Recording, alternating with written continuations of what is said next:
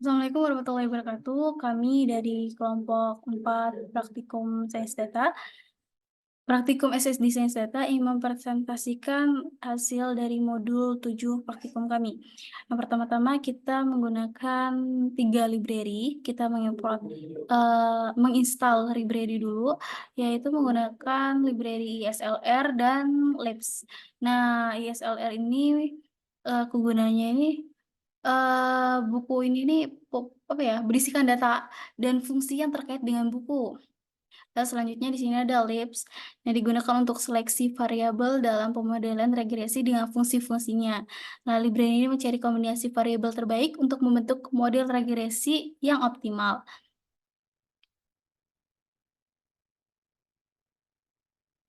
Oke, selanjutnya kita menggunakan heater sama dengan NA omit.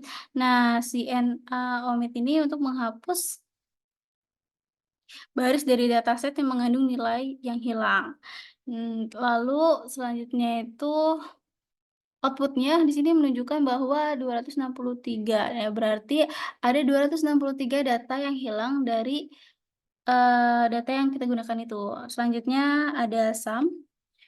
Nah, sum is .na ini fungsi ini tuh perintah untuk menghitung jumlah nilai yang hilang dalam dataset heaters. Oke, selanjutnya itu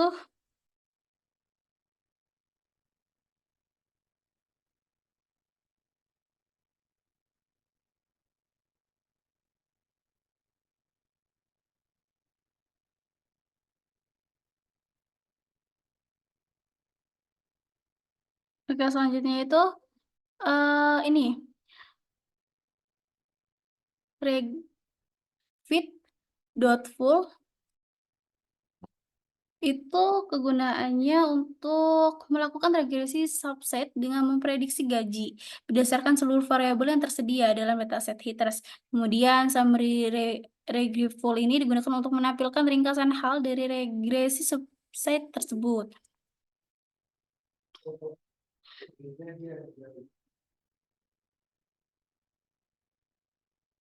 Ini selanjutnya kita menggunakan regresi full.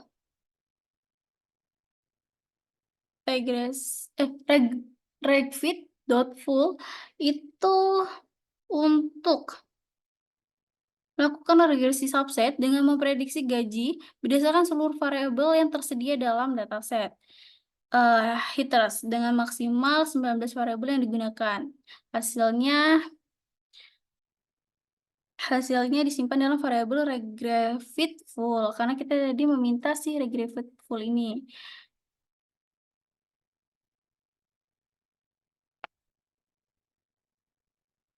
Lalu selanjutnya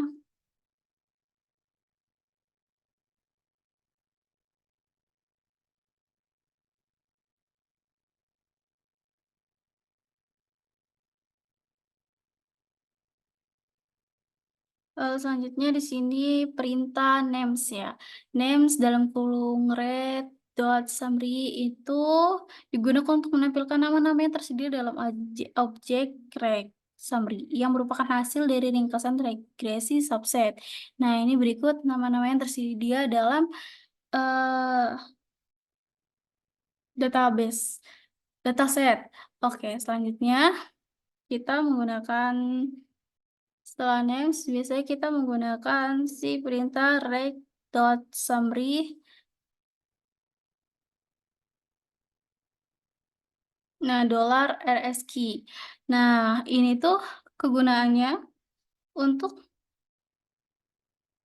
menampilkan koefisien determinan dari model-model yang dihasilkan oleh regresi subset yang disimpan dalam objek reg.summary. Selanjutnya juga di sini kita menggunakan plot.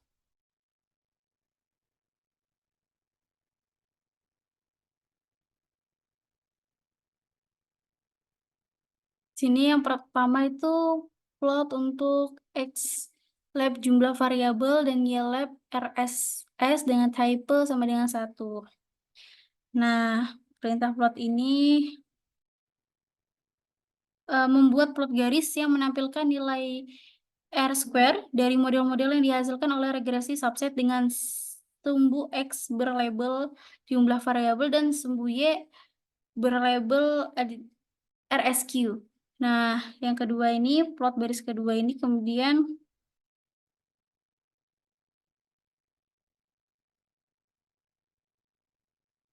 selanjutnya itu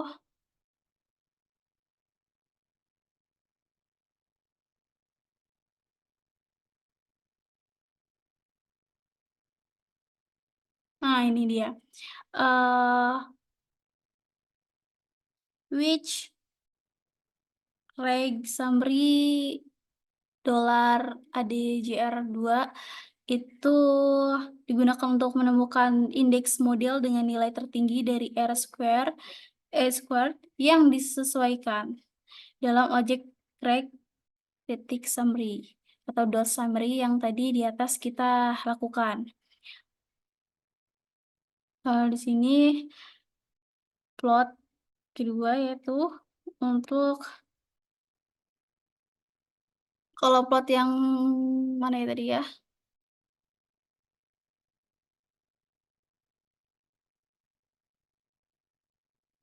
Kemudian perintah plot reg summary xlab ini jumlah variabel, lalu ylab-nya itu RSS. Nah, ini membuat plot garis yang menampilkan nilai RSS dari model-model yang dihasilkan oleh regresi subset dengan sumbu X berlabel jumlah variabel dan sumbu Y berlabel RSS.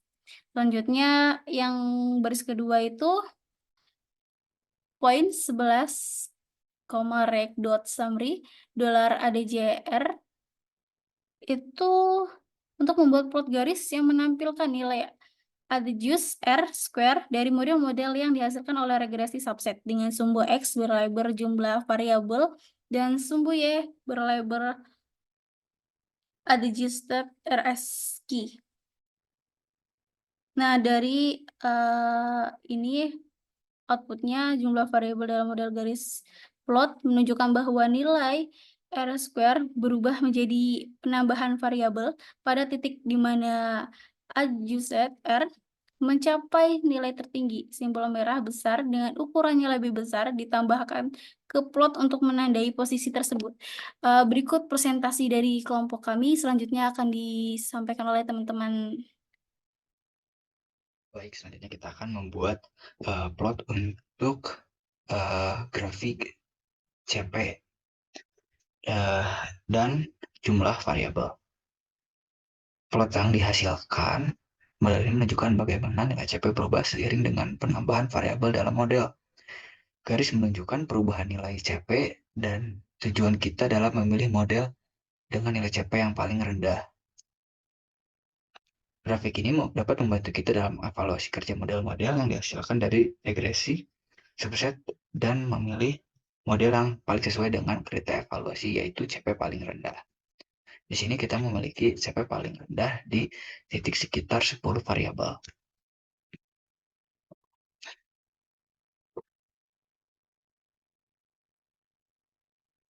Selanjutnya, kita akan memberikan perintah untuk mengembalikan indeks dengan nilai terkecil pada vektor CP, yaitu indeks 10. Model ke-10 dianggap memiliki sebagai model terbaik dalam hal kemampuannya untuk memprediksi data tanpa perlu overfitting berdasarkan kriteria Malov-Low. Di sini kita juga dapat modelnya pada indeks 10, sama seperti pada plot di sekitar indeks 10 kita memiliki nilai CP paling rendah. Selanjutnya kita akan membuat grafik BIC dan jumlah variabel. Grafik ini menunjukkan perubahan nilai BIC seiring dengan penambahan variabel dalam model. Garis ini menunjukkan perubahan nilai BIC dari tujuan kita untuk memilih model dengan nilai BIC paling rendah. Pada grafik tersebut terdapat poin merah yang menandai model terbaik.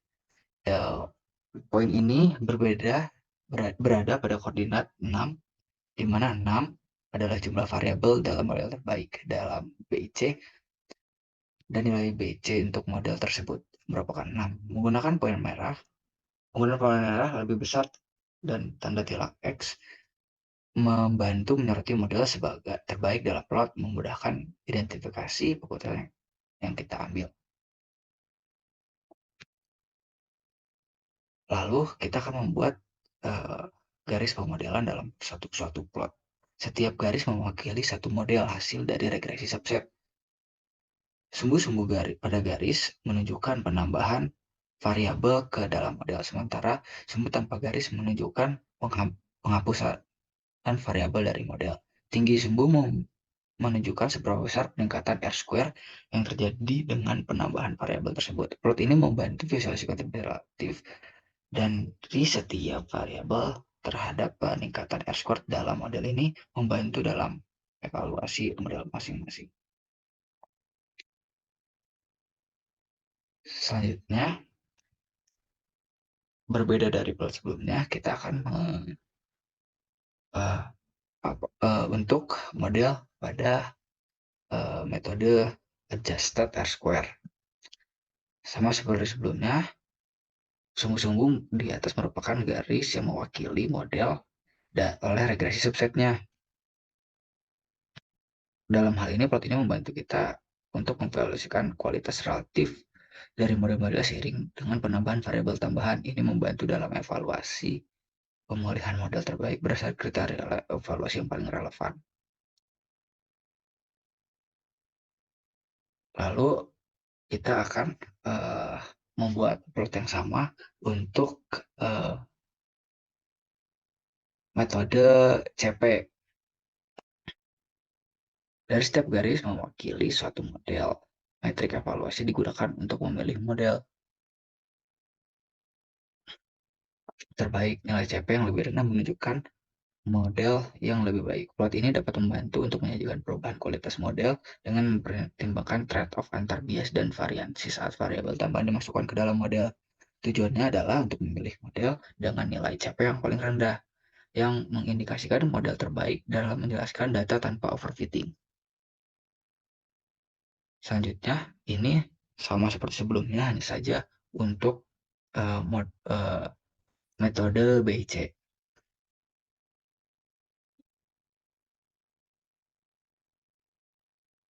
Selanjutnya, merupakan koefisien yang menggambarkan hubungan antara variabel independen dan variabel dependen antara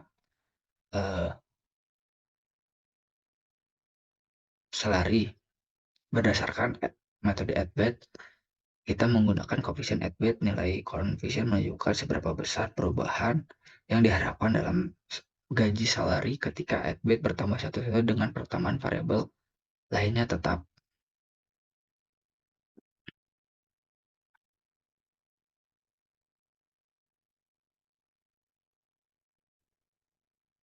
Baik, selanjutnya saya akan menjelaskan di bagian program selanjutnya, yaitu ada coef dalam kurung recfit titik bbd, 7.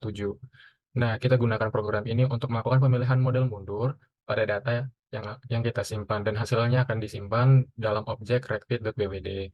Kemudian kita menggunakan fungsi coef, yaitu kita gunakan untuk mencari dan mendapatkan koefisien yang terkait dengan variabel ke-7 dalam model yang telah kita sesuaikan. Baik, selanjutnya kita akan memilih model dengan menggunakan pendekatan validation set dan cross validation. Di sini kita akan membagi dua pengamatan menjadi set pelatihan dan set test. Nah, bisa kita lihat di programnya kita menggunakan set.seed, train sama dengan sampel dalam kurung C dalam kurung true, false dalam kurung and row, hitters dalam kurung, rep sama dengan true. Terus test sama dengan dalam kurung tanda seru train. Nah, kode ini kita gunakan untuk membuat data training dan data testnya. Nah, di set titik seed itu ini kita gunakan untuk mengatur biji untuk menghasilkan angka acak yang sama setiap kali kode dijalankan. Nah, hal ini dapat kita gunakan untuk membuat hasil yang dapat direproduksi. Lalu ada train sama dengan sampel dan seterusnya. Nah, di program ini, di bagian ini kita gunakan untuk membuat vektor train yang memiliki panjang yang sama dengan jumlah baris dalam dataset hitters. Lalu fungsi sampel kita gunakan untuk mengambil sampel acak dari sekumpulan nilai, dan dalam hal ini kita ada menggunakan true, false. Ini kita gunakan untuk pengulangan yang diperbolehkan. Nah, hasil vektornya ini akan berisi true atau false secara acak yang menandakan apakah setiap baris dalam data yang kita gunakan itu untuk pelatihan atau tidak. Lalu ada tes sama dengan tanda seru train. Nah, kita menggunakan tanda seru ini kita gunakan untuk mengubah nilai train yang awalnya dari true menjadi false dan sebaliknya. Dengan demikian, tes akan bernilai true untuk baris yang tidak terpilih untuk pelatihan, lalu dan nilai false untuk baris yang kita gunakan untuk pelatihan. Dari program tersebut kita dapat membagi dataset yaitu train dan test yang kita gunakan untuk pelatihan dan pengujian model. Baik, selanjutnya kita di program selanjutnya kita menggunakan recfit.base sama dengan rec subset dalam kurung salary, data sama dengan hitters dalam kurung trains, nvmax 19. Nah, dari program ini kita gunakan untuk menseleksi variabel secara bertahap dengan dataset hitters dengan variabel responnya itu salary. Nah,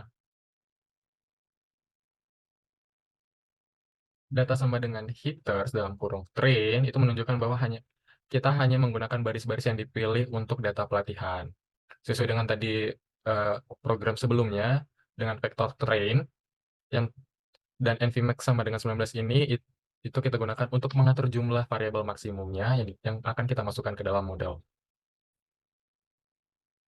Lalu selanjutnya di program selanjutnya ada test.mat sama dengan model.matrix sama dalam kurung salary, titik koma data sama dengan hitters dalam kurung tes koma. Ya, ini kita gunakan untuk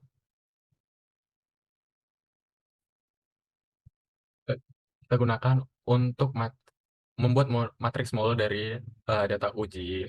Fungsi model matriks ini akan mengonversi data frame ke dalam format matriks model yang biasanya digunakan untuk memprediksi dengan model regresi. Terus argumen data sama dengan hitter dalam kurung tes itu menunjukkan bahwa hanya ada baris-baris yang tidak terpilih untuk pelatihan. Lalu langkah-langkah ini akan membantu kita untuk program selanjutnya.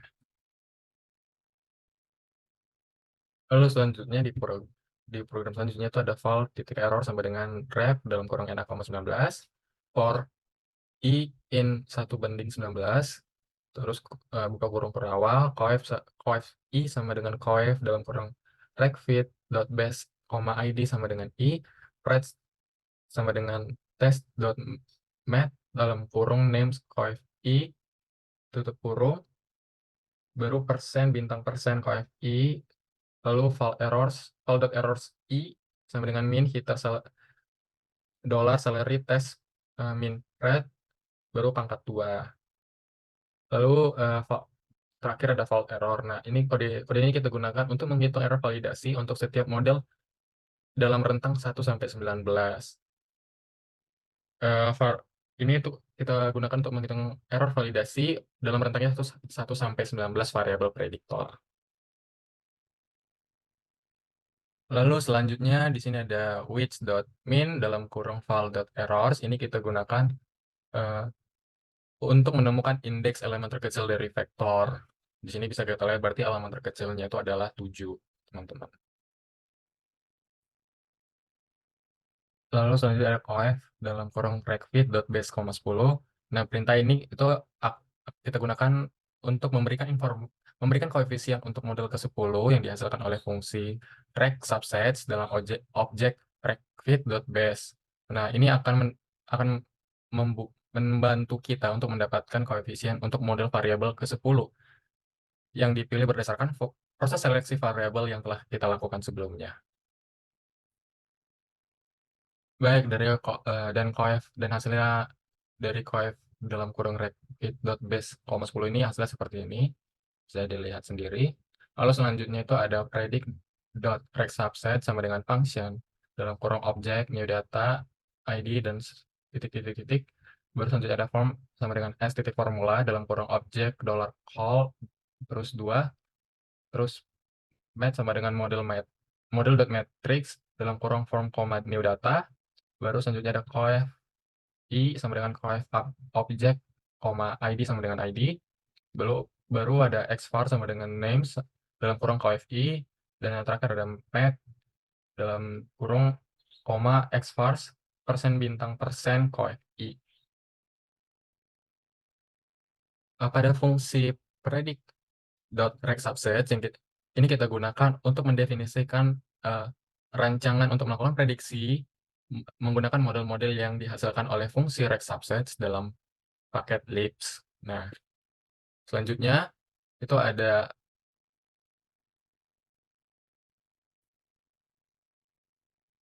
form sama dengan s.formula dalam kurung objek $call dalam kurung 2. Ini kita gunakan untuk mengambil formula regresi dari objek. Ini kita gunakan untuk membuat matriks model dari new data. Lalu selanjutnya ada match sama dengan model matrix. Dan seterusnya itu ini kita gunakan untuk membuat model dari new data yang kita gunakan untuk formula yang diperoleh sebelumnya. Terus selanjutnya ada coef i sama dengan coef dalam kurung objek, ID sama dengan ID ini kita gunakan untuk mendapatkan koefisien model ke ID dari objek. Baru selanjutnya ada xvars, names dalam kurung coef i. Ini kita gunakan untuk mendapatkan variabel yang terkandung dalam model ke ID. Baru yang terakhir, math dalam kurung koma xvars dalam tutup kurung persen bintang persen coef ini itu kita gunakan untuk melakukan perkalian matriks antara model dan vektor koefisien untuk mendapatkan prediksi variabel respon. Lalu selanjutnya ada recfit.base sama dengan regsubset dalam kurung salary, data heaters and vmax sama dengan 19. Lalu ada height dalam kurung recfit.base, 10.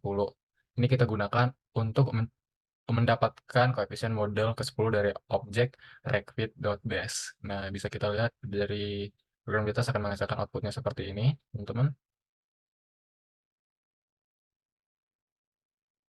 Baik, selanjutnya K sama dengan, di program selanjutnya ada K sama dengan 10, set titik seed sama dengan dalam kurung 1, volt sama dengan samples dalam kurung 1.2K, end row dalam kurung heaters, replace sama dengan true. Selanjutnya ada cv.error sama dengan matrix dalam kurung na, k, 19 dalam kurung dim names sama dengan list dalam kurung nulls, paste dalam kurung 1:19. Dari program di atas itu kita akan membuat lipatan untuk validasi silang yang dengan menggunakan pendekatan K-fold cross validation dengan K sama dengan 10.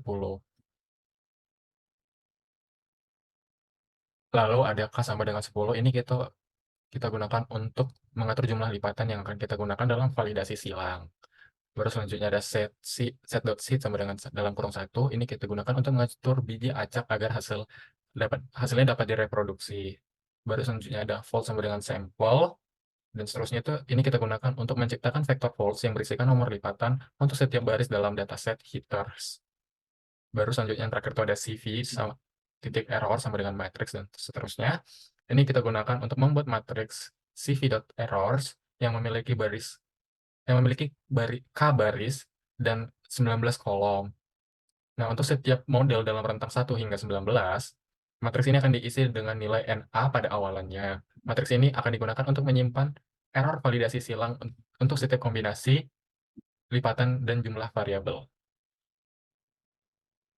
Lalu selanjutnya ada for dalam kurung J in 1.2K, buka kurung perawal base.fit sama dengan rect subset dalam kurung salary, titik koma data sama dengan heaters, terus dalam kurung volts tanda seru sama dengan J, koma nvmax sama dengan 19. Baru selanjutnya ada for i in 1:19, buka kurung per awal, red sama dengan predict, dalam kurung base dot fit, heaters, terus volt sama dengan J, ID sama dengan I. Terus yang terakhir ada cv.errors, dalam kurung J, I sama dengan min, dalam kurung heaters, $salary, dalam kurung volt sama dengan J, min pred, dan pangkat 2.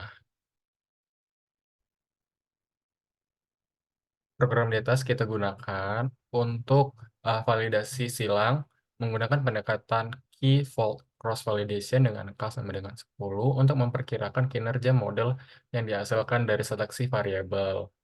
Nah, lalu di sini ada J sama dalam kurung J in 1.2K ini kita gunakan untuk supaya loop luarnya yang berjalan sebanyak K. Nah, lalu ada base.fit sama dengan rect subset dalam kurung salary dan seterusnya. Ini kita gunakan untuk menghasilkan model terbaik dari model yang dihasilkan oleh rect subset. Nah, baru selanjutnya ada for i in 1:19 ini kita gunakan untuk melakukan loop dalam loop. Nah, di sini kita melakukan iterasi melalui semua jumlah variabel dari 1 sampai 19. Baru selanjutnya ada pred sama dengan predict dalam buka kurung base.fit, heaters dalam kurung volt sama dengan J, ID sama dengan I. Ini kita gunakan untuk melakukan memprediksi gaji dengan menggunakan model terbaik dengan kodenya base.fit.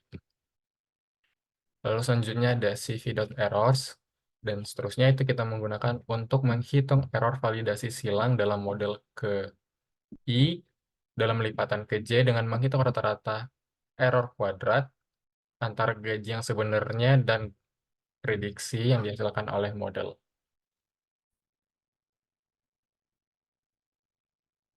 Lalu di program selanjutnya ada main.cv.error sama dengan apply dalam kurung cv.errors, 2, min. Selanjutnya ada min.cv.errors. Ini di program ini kita gunakan untuk menghitung rata-rata dari error validasi silang untuk setiap jumlah variabel yang diuji. Nah, di min.cv.errors sama dengan apply dalam kurung cv.errors, min, 2, min. Ini kita gunakan untuk setiap kolom matriks CV errors, argumen 2 menunjukkan bahwa kita ingin menerapkan fungsi min pada kolom-kolom, sedangkan min ini akan menunjukkan bahwa kita ingin menghitung rata-rata. Jadi ini kita gunakan untuk menghitung rata-rata error validasi silang untuk setiap model yang dihasilkan dari seleksi variabel, yaitu untuk setiap jumlah variabel dari 1 hingga 19. Lalu yang terakhir itu ada min.cv.errors. Ini merupakan hasil akhir dari perhitungan tersebut yang berisi rata-rata error validasi silang untuk setiap jumlah variabel yang diuji. Nah, ini bisa kita lihat teman-teman outputnya seperti ini. Jadi setiap variabel pertama itu rata-rata errornya itu sebanyak 14.9821,1 dan ini seterusnya sampai ke yang 19 itu nilai rata-rata errornya itu sebanyak 120.403,5. Baik, untuk program selanjutnya akan dijelaskan oleh teman saya. Terima kasih. Oke, di sini ada fungsi par. Di sini kita menggunakan fungsi par ini untuk mengatur parameter plot seperti scaling atau marginnya. Di sini average 1,1, artinya kita menentukan grid itu dengan satu kolom dan satu baris. Yang akan kita akan mendapatkan satu grafik.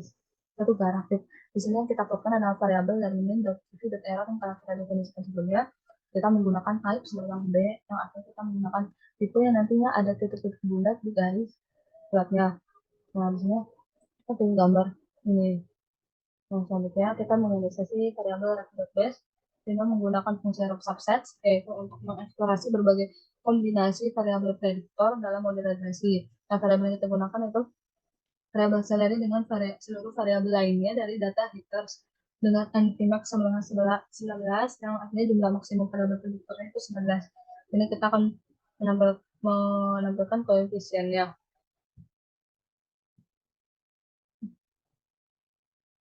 Nah, ini dia. Oke, selanjutnya masuk ke Quick Selection and Lasso.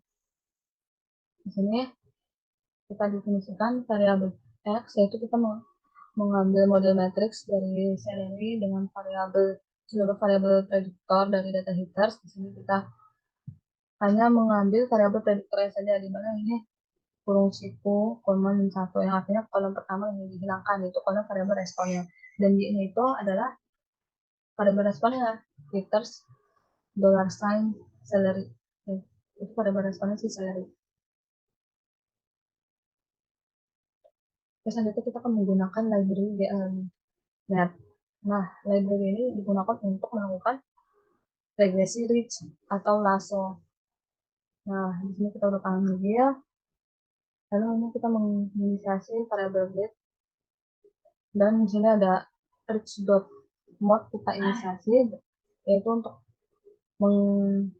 menyesuaikan model regresi rich. Di sini menggunakan variabel x dan y yang tadi kita definisikan sebelumnya dengan alpha 90, berarti ini kita melakukan regresi rich, bukan regresi lasso. Di sini lambda sama dengan grid, yang artinya kita ingin mencoba nilai lambda dari vektor grid yang telah kita tentukan sebelumnya.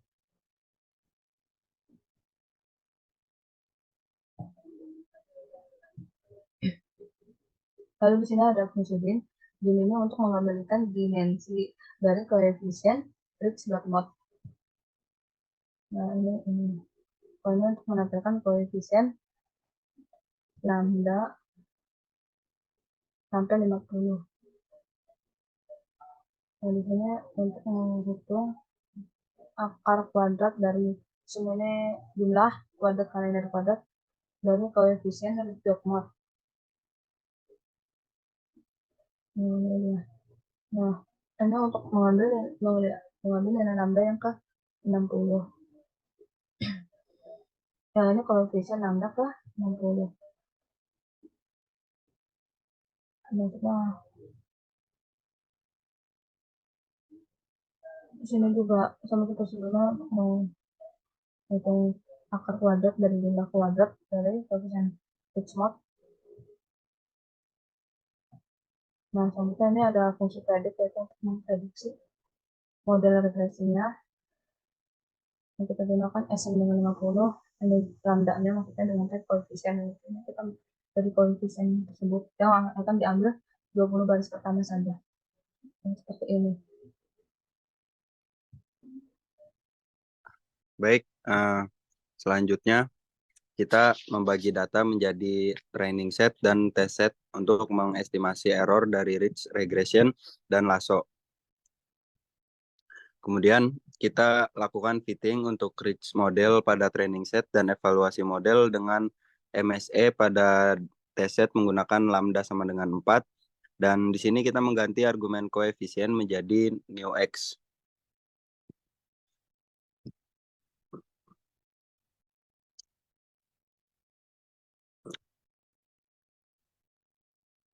Selanjutnya, di sini kita mencari rata-rata dari train setnya dengan memanfaatkan menjadi 2. Di sini kita bisa lihat hasilnya 224669.9,9. Selanjutnya di sini rich.pred memprediksi. Kita bisa lihat rata-ratanya itu dari rich.pred adalah 224669,8. Selanjutnya kita membuat plot dari cross validation. Ke bawah lagi.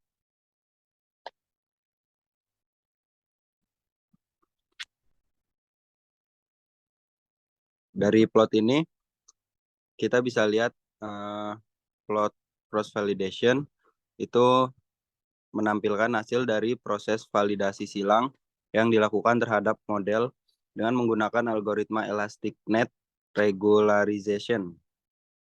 Plot ini memiliki 2 sumbu, di mana sumbu X-nya itu menunjukkan nilai lambdanya yang merupakan nilai dari parameter regularisasi lambda dalam skala logaritmik. Sedangkan sumbu Y-nya itu menunjukkan kesalahan atau error dari validasi silang.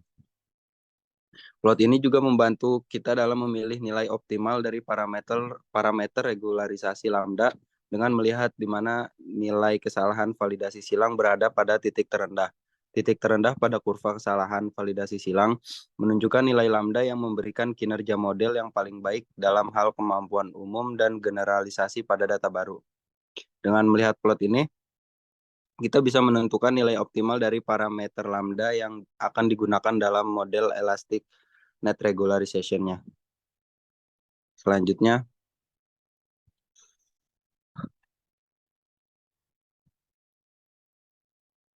ini kita membuat base lam sama dengan cv.out cross validation-nya.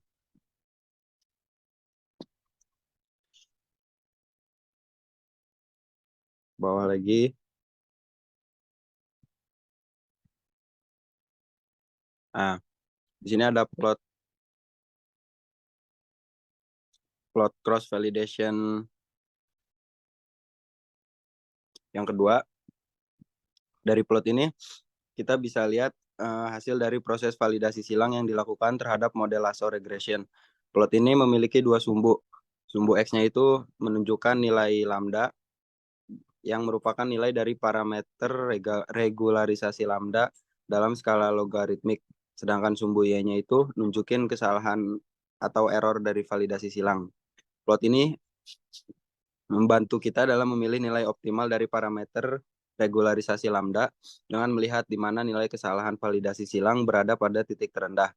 Titik terendah pada kurva kesalahan validasi silang menunjukkan nilai lambda yang memberikan kinerja model yang paling baik dalam hal kemampuan umum dan generalisasi pada data baru. Dengan melihat plot ini, kita bisa menentukan nilai optimal dari parameter lambda yang akan digunakan dalam model lasso regression. Selanjutnya nilai mean square error atau MSE dari prediksi yang dihasilkan oleh model lasso atau lasso regression terhadap data pengujian pada data tesnya itu. Jadi sini kita ngelihat output dari nilai MSE dari prediksi yang dihasilkan oleh model lasso terhadap data tes. MSE itu adalah salah satu metrik evaluasi yang umum digunakan dalam pemodelan regresi yang mengukur rata-rata kuadrat dari perbedaan antara nilai prediksi dan nilai sebenarnya dari variabel respon. Dalam konteks ini, di sini kita bisa lihat nilai MSE-nya itu sebesar 143.673,6 yang menunjukkan rata-rata dari kuadrat perbedaan antara nilai prediksi yang dihasilkan oleh model lasso dan nilai sebenarnya dari variabel respon pada data tes.